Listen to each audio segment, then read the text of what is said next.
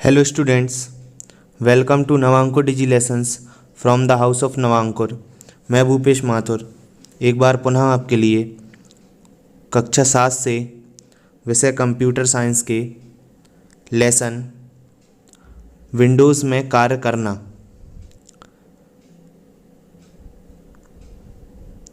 Working with Windows के अभ्यास प्रश्नों को लेकर आया हूँ। चलिए स्टार्ट करते हैं। हमारे अभ्यास में पहला प्रश्न है रिक्त स्थानों की पूर्ति कीजिए। यहाँ पे जो रिक्त स्थान के आंसर हैं वे रेड पेन से भरे हुए हैं।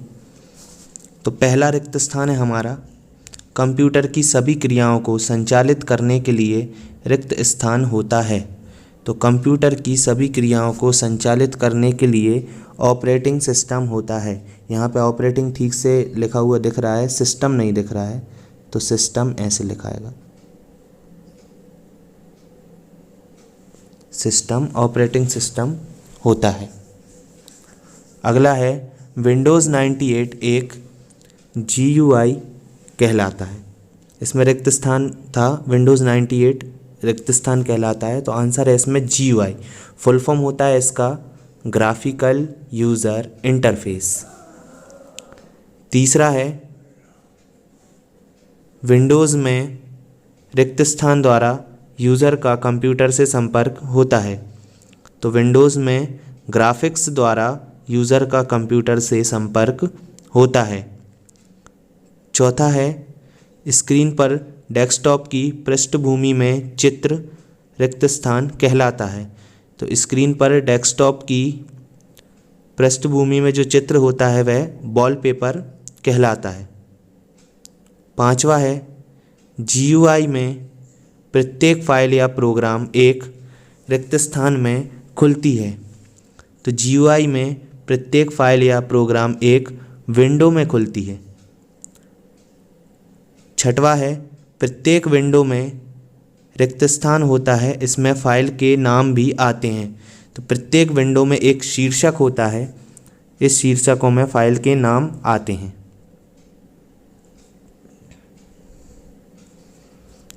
अगला है सातवां, रेडियो बटन में एक समय में रिक्त स्थान ही चुना जा सकता है।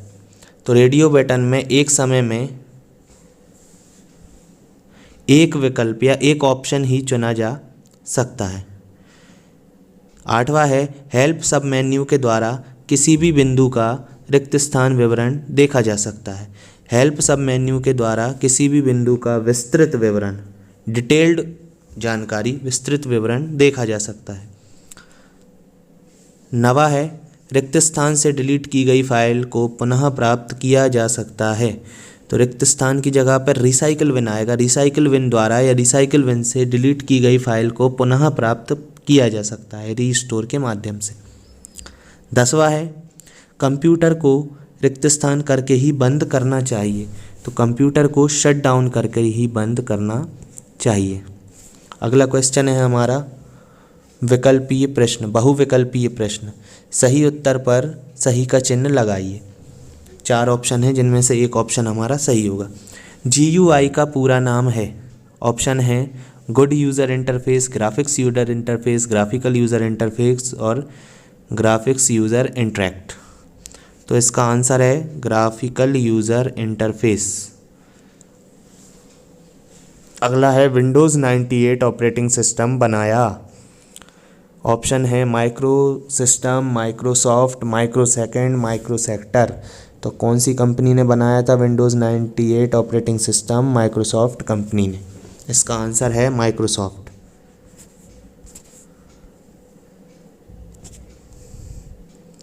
अगला है हमारा तीसरा, GUI ऑपरेटिंग सिस्टम नहीं है।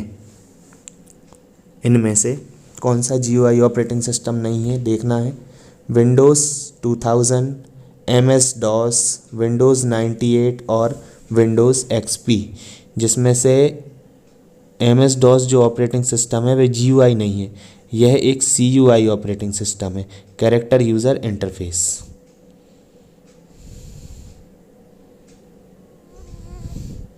अगला है हमारा कंप्यूटर बूट होने के बाद विंडोज़ की पहली स्क्रीन क्या कहलाती है?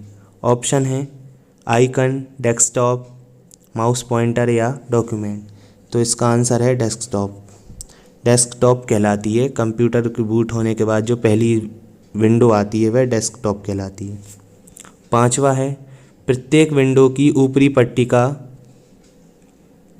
क्या कहलाती है? ऑप्शन है menu bar, title bar, task bar, status bar. तो किसी भी विंडो की सबसे ऊपरी पट्टी जो होती है उसे टाइटल बार बोलते हैं। छठवा है सभी आइकन प्रदर्शित होते हैं डेस्कटॉप में, कंट्रोल मेन्यू में, टाइटल बार में या एक्सप्लोरर में। तो इसका आंसर है डेस्कटॉप में। जितने भी आइकन्स होते हैं वो सारे डेस्कटॉप में प्रदर्शित होते हैं। सातवां है वृत्ताकार चिन्ह वाले बॉक्स जिसमें क्लिक करने पर एक बिंदु होता है। तो ऐसे ऑप्शन है इसमें radio button, check box, text box, dialog box. Answer है इसका रेडियो बटन। वह बॉक्स जिसमें कीबोर्ड द्वारा या कीबोर्ड से टेक्स्ट टाइप करते हैं। तो ऑप्शन है text box, list box, drop down list box, radio button. तो जहाँ पर टेक्स्ट टाइप करते हैं जिस बॉक्स में उसे टेक्स्ट बॉक्स बोलते हैं। अगला है नवा डिस्क पर बनी फाइलों को खोलने के लिए कौन सी कमांड होती है? 4 कमांड दी हैं find, help, run, shut down. तो इसका आंसर है रन। डिस्क पर बनी फाइलों को खोलने के लिए रन कमांड होती है। अगला है पूर्व में डिलीट की गई फाइल्स को पुनः प्राप्त किया जा सकता है या पुनः प्राप्त की जा सकती हैं। तो ऑप्शन है recycle bin, find, start menu, window explorer. तो रिसाइकिल बिन से डिलीट की हुई फाइल पुनः प्राप्त की जा सकती हैं। अगला क्वेश्चन है सही वाक्य के सामने सही तथा गलत वाक्य के सामने गलत का चिन्ह लगाइए। कंप्यूटर की सभी क्रियाओं को संचालित करने के लिए एक सॉफ्टवेयर की आवश्यकता होती है। यह कथन सत्य है। कंप्यूटर को चलाने के लिए, कंप्यूटर की प्रोसेस को संचालित करने के लिए सॉफ्टवेयर की आवश्यकता होती है। दूसरा है विंडोज़ 98 एक ऑपरेटिंग सिस्टम है। यह कथन भी सत्य है। विंडोज़ 98 एक ऑपरेटिंग सिस्टम है। तीसरा विंडोज़ 98 से बूटिंग के बाद स्क्रीन पर डेस्कटॉप आता है। यह भी बिल्कुल सत्य है। विंडोज़ 98 और उसके बाद की सभी वर्जनों में बूटिंग प्रोसेस के बाद स्क्रीन पर सबसे पहले डेस्कटॉप खुलता है। चौथा है विंडोज़ 98 एक CUI ऑपरेटिंग सिस्टम है। यह कथन गलत है। विंडोज़ 98 एक CUI नहीं बल्कि एक GUI ऑपरेटिंग सिस्टम है। GUI का फुल फॉर्म हम सभी जानते हैं, पिछले लेसन में हमने पढ़ चुका है, ग्राफिकल यूज़र इंटरफेस। पांचवा है विंडोज़ 98 में माउस कार्य नहीं करता है। यह कथन भी गलत है। विंडोज़ 98 में माउस कार्य करता है। सारी डिवाइसें लगभग कार्य करती हैं इस ऑपरेटिंग सिस्टम में। छठवा है विंडोज़ की ऊपरी पट्टिका को मेन्यू बार कहते हैं। यह कथन भी गलत है। विंडोज़ की जो ऊपरी पट्टी होती है उसे टाइटल बार कहते हैं, जबकि मेन्यू बार टाइटल बार से नीचे वाली पट्टी होती है। अगला है सातवां रन द्वारा किसी भी प्रोग्राम को विंडोज़ में सीधे ही चलाया जा सकता है। तो यह कथन सत्य है। रन कमांड द्वारा किसी भी प्रोग्राम को विंडोज़ में डायरेक्ट रन किया जा सकता है या चलाया जा सकता है। आठवां है फाइंड सब मेन्यू की सहायता से विंडोज़ 98 से संबंधित किसी भी बिंदु पर विस्तृत विवरण मिलता है। यह कथन गलत है। फाइंड सब मेन्यू की सहायता से किसी टेक्स्ट को खोजा जाता है, ना कि किसी फाइल से संबंधित बिंदु पर विवरण लिया जाता है।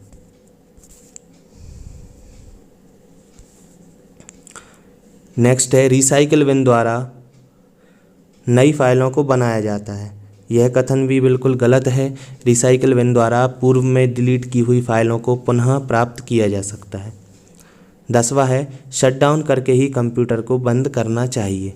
यह कथन बिल्कुल सही है। शटडाउन करके ही कंप्यूटर को बंद करना चाहिए। अगला क्वेश्चन है बॉक्स में चित्रों के नाम लिखिए। चलिए देखते हैं।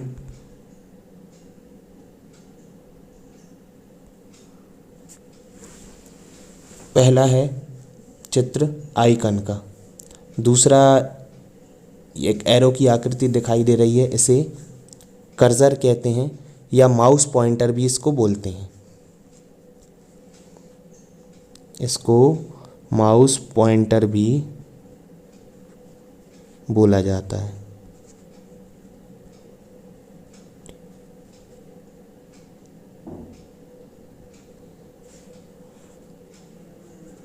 माउस पॉइंटर भी इसको कहा जाता है, कर्सर को। तीसरा है जो ये डेस्कटॉप के पीछे दिख रहा है, इसे वॉलपेपर कहते हैं। नीचे स्टार्ट बटन कोने में, और ये पूरी जो पट्टी दिखाई दे रही है इसको टास्क बार बोलते हैं। चलिए अगले क्वेश्चन में बढ़ते हैं। रिक्त स्थानों में चित्रों के नाम लिखिए। जो डायग्राम दिए हुए हैं इनको पहचान करके इनके नाम लिखने हैं।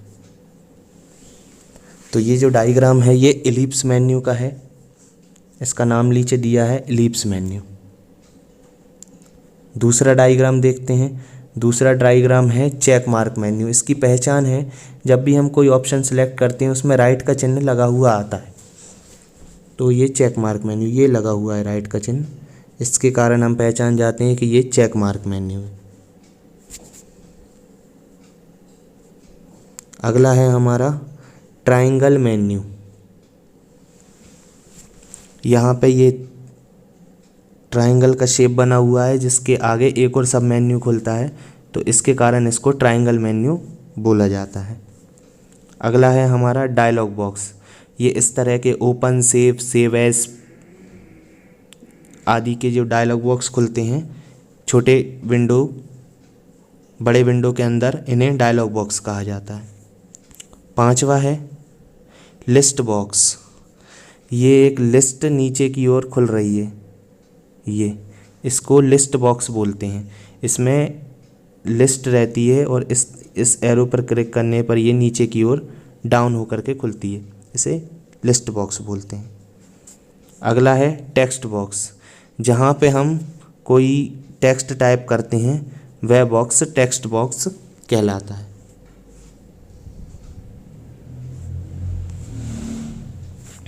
अगला चित्र है हमारा रेडियो बटन। इस तरह के ऑप्शन दिए रहते हैं, इन ऑप्शन में से कोई एक ऑप्शन को हम सिलेक्ट करते हैं। जैसे इसमें शट डाउन वाला ऑप्शन सिलेक्ट किया हुआ है और बाकी के सारे ब्लैंक हैं। सभी में से कोई एक ऑप्शन को सिलेक्ट किया जा सकता है। अगर हम किसी दूसरे ऑप्शन को सिलेक्ट करते हैं तो पुराना सिलेक्टेड ऑप्शन अपने आप हट जाता है। एक से अधिक ऑप्शन इसमें सेलेक्ट नहीं कर सकते। ऐसे मेन्यूज़ जो रहते हैं उन्हें रेडियो बटन कहते हैं। अगला है हमारा check box. Check box radio button के जस्ट अपोजिट है। इसमें हम एक साथ कई ऑप्शंस सेलेक्ट कर सकते हैं। जैसा कि चित्र में दिखा हुआ है 3 ऑप्शंस पे राइट का चिन्ह दिख रहा है जबकि एक पे नहीं है, तो 3 ऑप्शन इसमें सेलेक्ट किए गए हैं और एक अनसेलेक्टेड है।